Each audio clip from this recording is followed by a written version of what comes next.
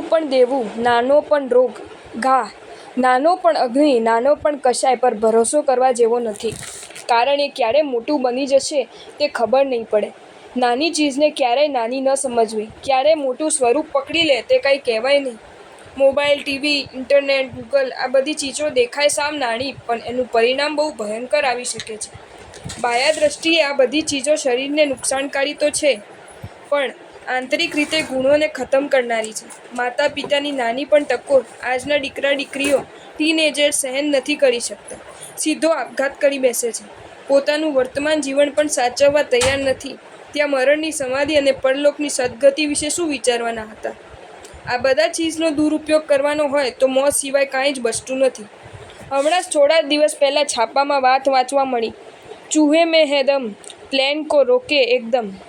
ઝીણો મચ્છર મહાકાય હાથીને પણ હેરાન પરેશાન કરી નાખે છે. એન ટચુકડા ઉંદરમાં એવી તાકાત છે કે જંગી પ્લેનના ઉડ્ડયનને પણ અટકાવી શકે છે. તાજેતરમાં જ એર ઇન્ડિયાનું પ્લેન શ્રીનગરથી જમ્મુ જવા માટે તૈયાર હતું. ત્યાં એક પેસેન્જરના પગ નીચે ઉંદરે સળવળાટ કરતા રાડારાડ કરી મૂકી. તરત જ કંટ્રોલ રૂમને જાણ કરવામાં આવતા ઉંદર પકડવા માટે એનટ્રેડ ટીમ દોડી આવી. દરેક પેસેન્જરની સીટ નીચે, સામાન રાખવાના શેલ્ફમાં, ટોયલેટમાં, ક્રોકરી રાખવાના કબાટમાં અને કાર્પેટ ઊંચી કરીને ઘૂસણખોર ઉંદરની શોધખોળ કરી. 2 કલાકની કવાયત બાદ ઘૂસણખોર ઉંદર ઝડપાયો ત્યારે બધાએ રાહતનો શ્વાસ લીધો.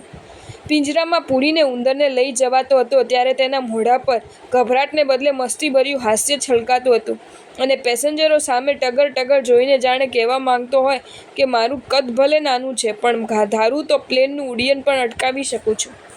એક સિનેમાનું બીભત્સ પોસ્ટર ગલત પરિણામ લાવી શકે છે એમ એક ટીવીનું ગલત દ્રશ્ય પણ વિપરીત પરિણામ લાવી શકે છે.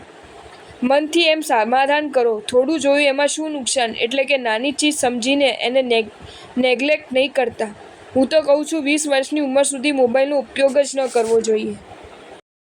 જો તમને આ વિડીયો ગમ્યો હોય તો આ વિડીયોને લાઈક કરો અને મારી ચેનલ જૈન ફેક્ટ્સ એન્ડ સ્ટોરીઝને સબસ્ક્રાઈબ કરો. ધન્યવાદ.